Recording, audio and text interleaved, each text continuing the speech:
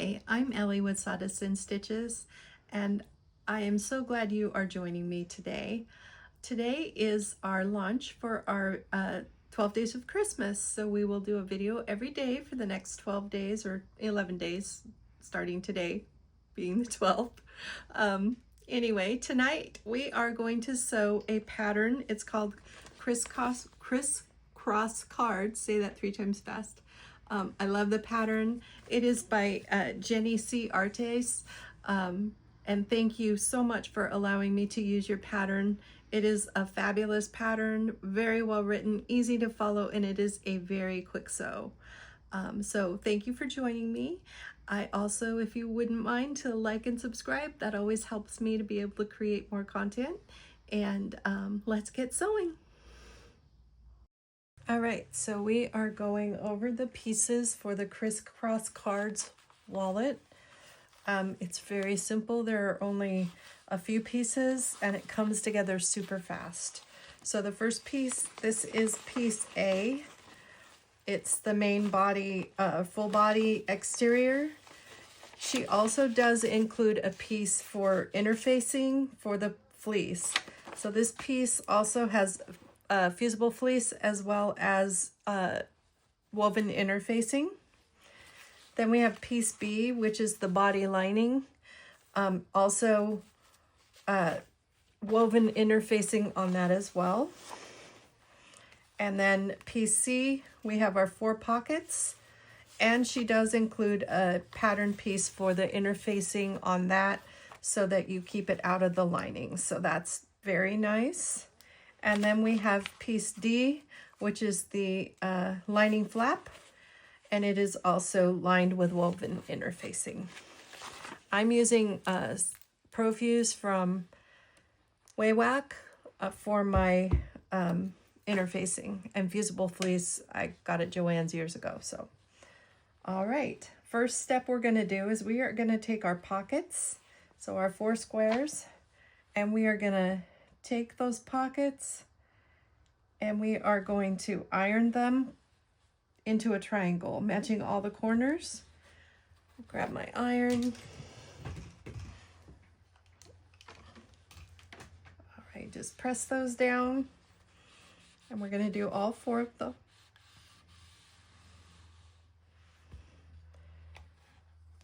I was always told 50% of the sewing happens at the ironing board, depending on what you're sewing. That's for sure. If you're a quilter, boy, you know that's true.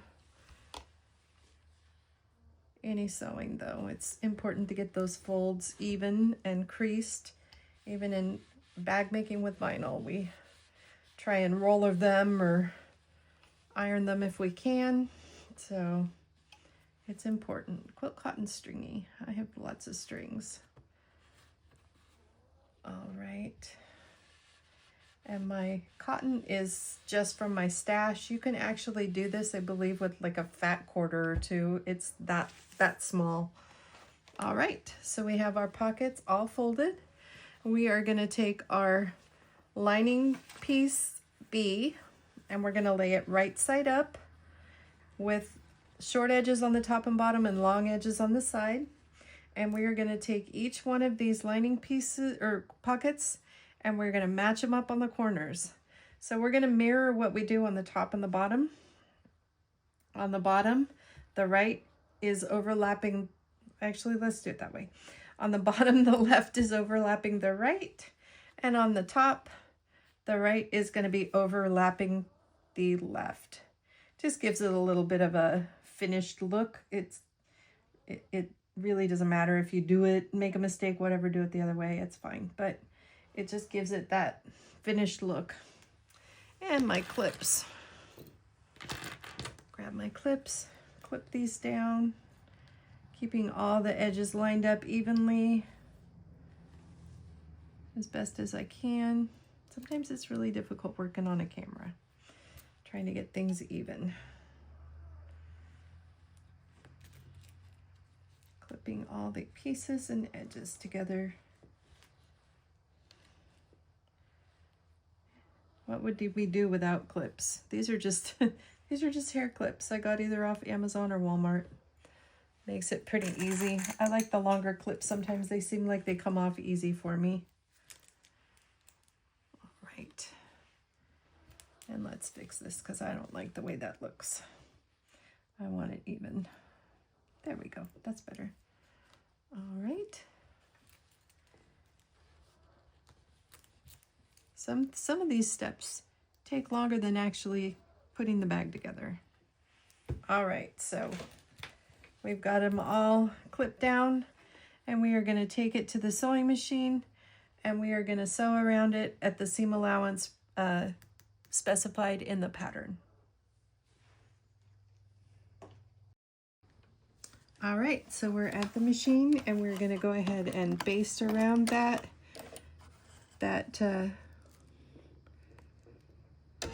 inner lining at the specified seam allowance.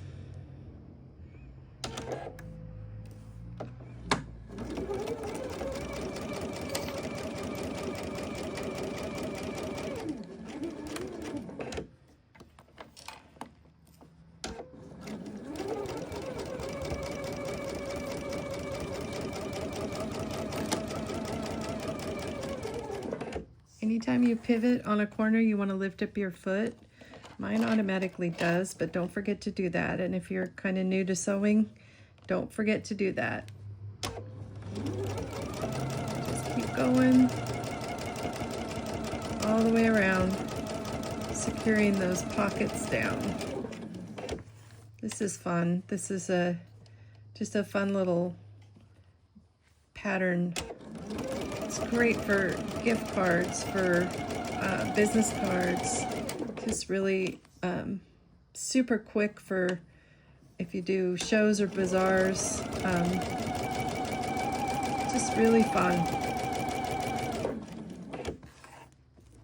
You can use them for business cards. If you have people, you know, people who own their own business, you can pick fabrics that are, you know, appropriate to their business. Like if they do a car repair, you can do little car fabric or whatever, and they can carry their business cards in it or throw it in a purse.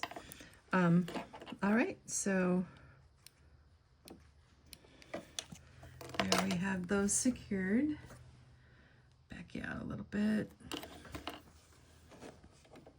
Okay, now we are going to take the flat piece. Let me back out a little. I think you probably could be a little out here. All right, so the flat piece, and we're going to take the flat piece and lay it right side down to the main body lining, and we're going to match those edges. Use clips if you want to secure those in place, and we're going to sew it at the seam allowance, once again at the seam allowance that is specified in the pattern.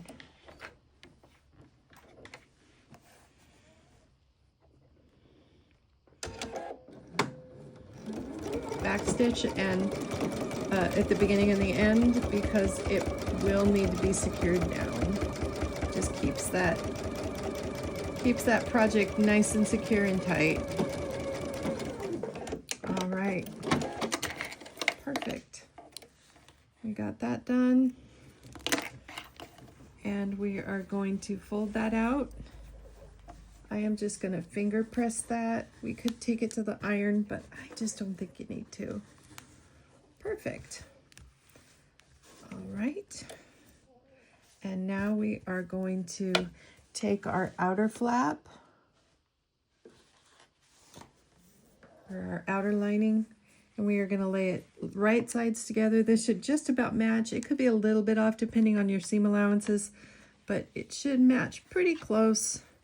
And we're going to clip all the way around, but we're going to leave about a 3-inch opening on one of the sides so that we can turn that. And I'm going to leave it kind of towards the bottom, up to the top, so that I'm on one of these corners instead of in between them. It just helps with turning and getting those edges even. So I am going to start on this side, just right about where that corner meets, And I'm going to backstitch, and I'm going to follow the seam allowance that is specified in the pattern. There we go. And just following that around, taking my time, making sure that nothing is sliding and those edges are even.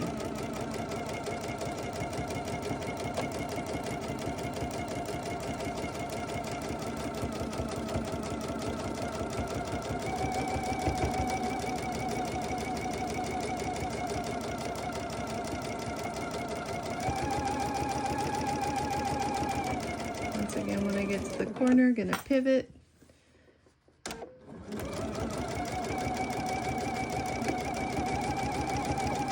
To the other corner,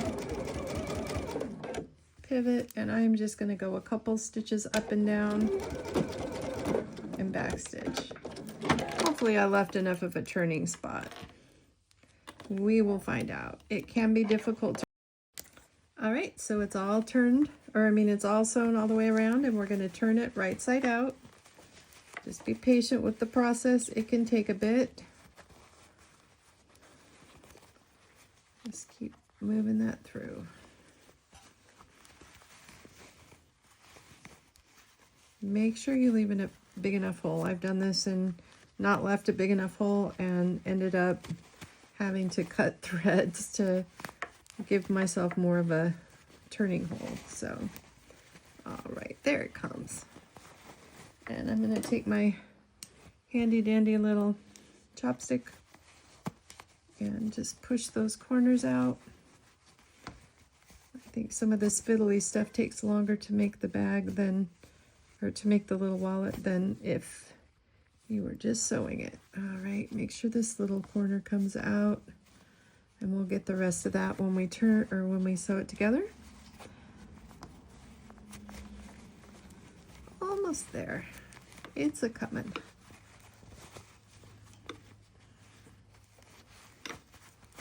This fabric is just fun.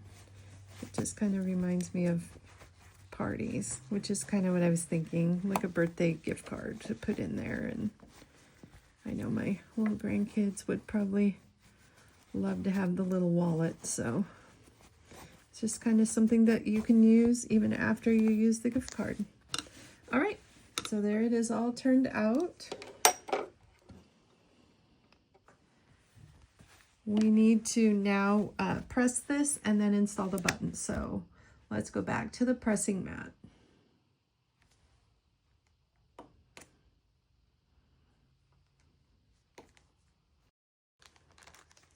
Okay, so we are back at the mat, the pressing mat, and we are just going to make sure that everything is rolled out, looking the way we want it to look.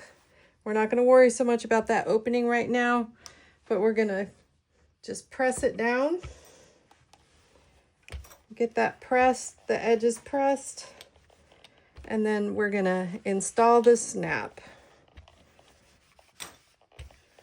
And I got these little fashion snap things from Amazon. They're pretty inexpensive. Get all of our pieces.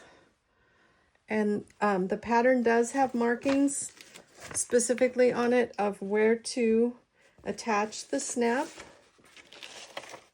I'm just going to kind of mark that pattern or that piece, and I'm just going to push my little stiletto in there, and I can kind of see where that is right there. So,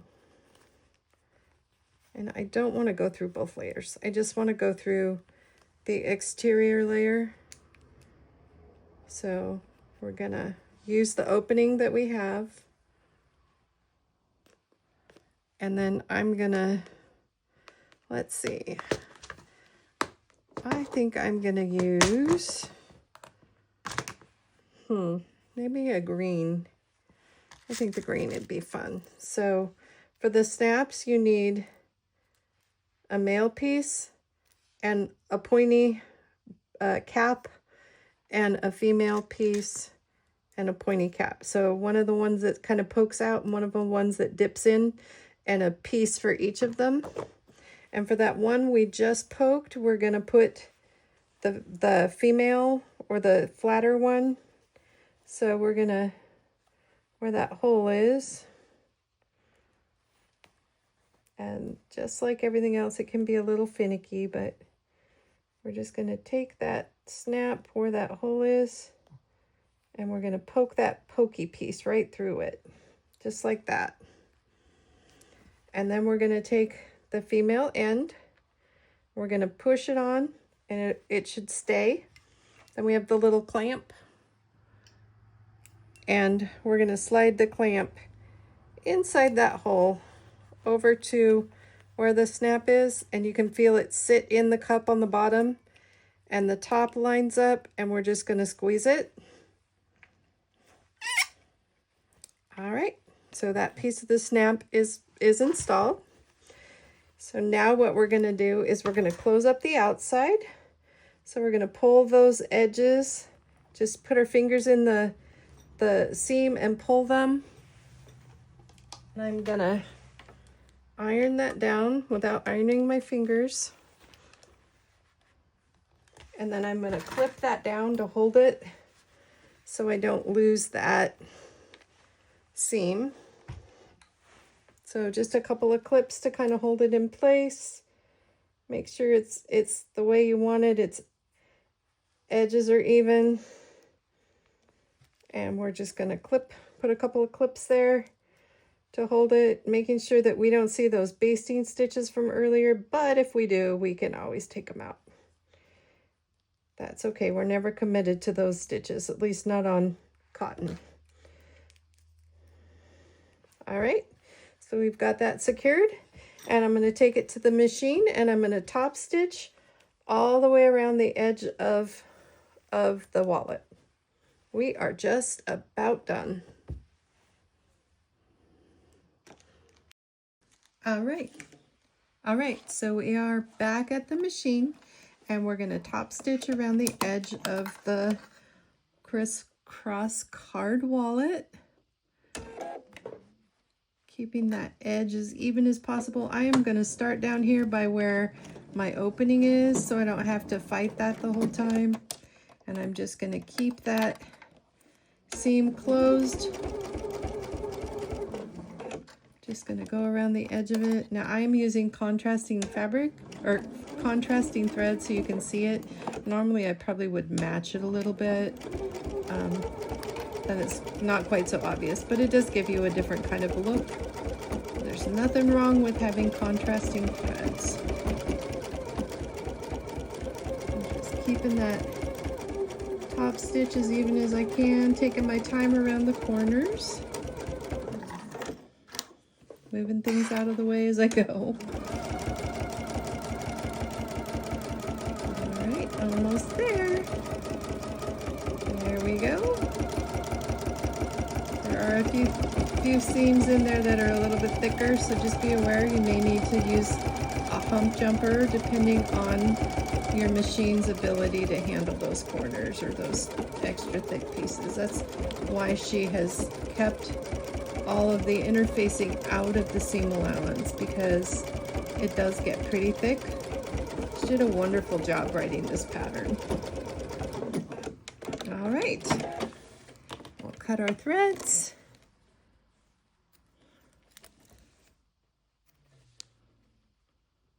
Perfect.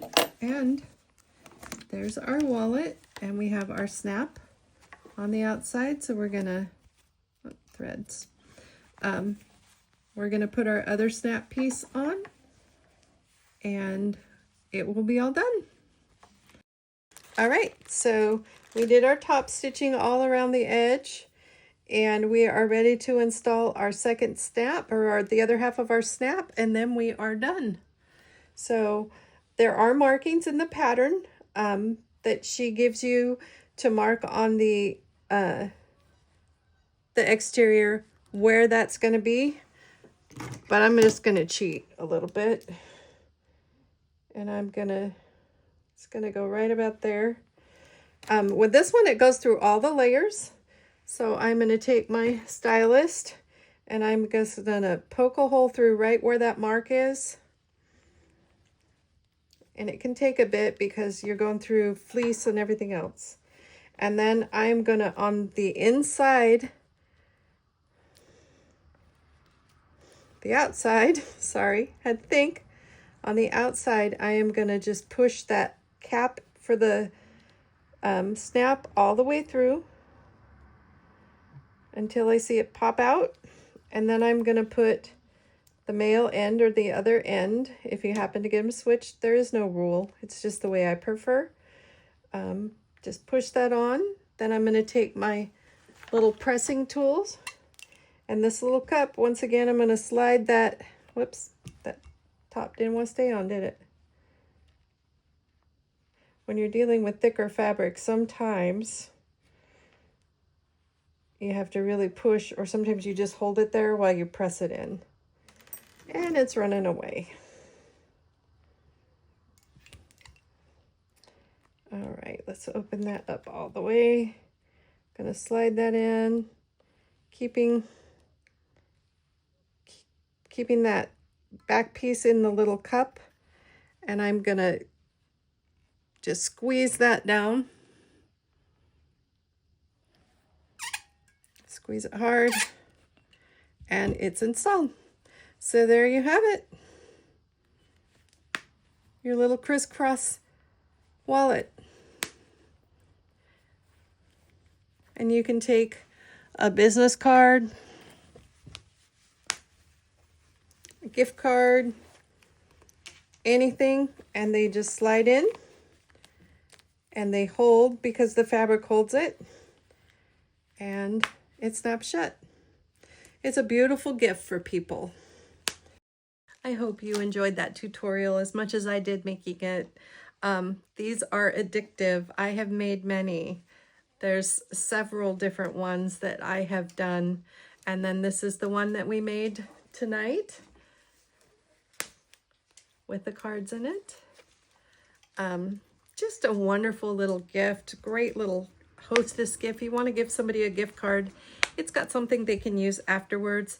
And I just wanted to note, you can also use Velcro or buttons. You could even put a little, like a hair tie, the stretchy elastic hair ties, and then you can wrap it around. So there's other ways to close it without having to use the snaps if you don't have the snaps. But give this a try. It is wonderful. It is such a fun sew. So thank you so much, and Merry Christmas, day number 1.